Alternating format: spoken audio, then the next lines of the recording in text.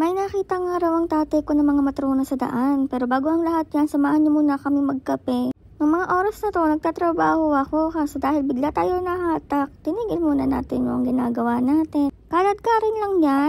Basta may gala, bigla na lang nawawala. Actually, ang totoo niyan, may kikitain nga naman talaga siya doon. Mga kasama nga niya sa motor. Siguro kaya niya ako sinama kasi mag-isa nga lang siya at wala siyang kasama. Wala kasi ang aking ina sa bahay. Hindi naman talaga kayo ginagawa niya lang akong option. Pero kaya maya na nga lang, nandito na kami sa Binlangonan. Dito nga daw sila magkikita sa Coffee Rush. At mga day, akala ko ngayon ng mga oras na to malamig na. Kaya ako naka long sleeve. Pero ang totoo niyan, mainit pa rin pala. Grabe ang ginagawa ng summer sa atin ngayon. Nagsisituloy ako na naka long sleeve ako. So dahil Sabado nga to, talagang napakarami ding tao ng mga time na to. Kaya naghanapan muna kami. Alam niyo ba, bukod sa overlooking dito, sobrang lawak ng place nila.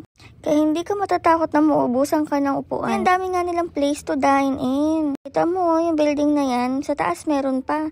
Tapos meron din silang bar dito sa gilid, o diba? Letos Ricardo. So yun na nga, naghahanap kami ng o-orderin. Sa totoo lang, napakahirap pag-isip ko anong o-orderin. Kasi nga, ang daming bawal sa dati ko. Tapos wala din ako mabitang food. Kaya yun, nag-drinks na lang din ako. So habang malaklak nga tayo, ayan, nakikichismis lang tayo sa mga usapan nila. Wala din naman ako maintindihan. Kaya nag-cellphone na lang ako kahit walang internet. Diba? Saglit lang din naman kami dito at umalis na rin kami dahil pauwi na nga rin naman sila. Dumaan lang talaga kami. So pagkatapos nga dito, bigla akong tumawag sa mother ko kasi sabi nga nila malapit daw sila dito. Di napag-isipan namin na puntahan sila bago man lang umuwi. At syempre nagugutom din kasi kami. Mag-iaya sana kaming kumain. Mga day, sa hindi inaasahan dito pa namin sila natagpuan. Tingnan nyo naman sa gilid sila ng kalsada. Kala namin kung anong ginagawa. Aba, ang mga ante nyo, dito pala nag-iinom. Nakapal.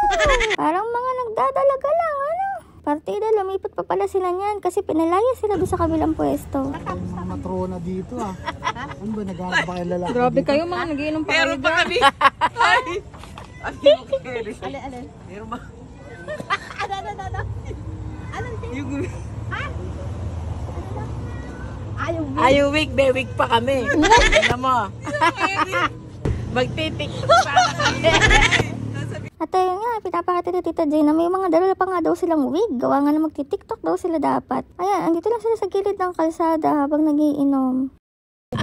Pagpipilo ka pa kayo. Talagang matrona yung dating niya. Naghihintay sa kan. Wala akong pumake-up Ito ka ba? At least patipid lang nga aming So ayun, pagkatapos nga yan, umuwi na lang din kami. Inuwi na lang namin din si Rap ng McDonald's. Hanggang dito na nga tayo nagtatapos. Thank you for watching!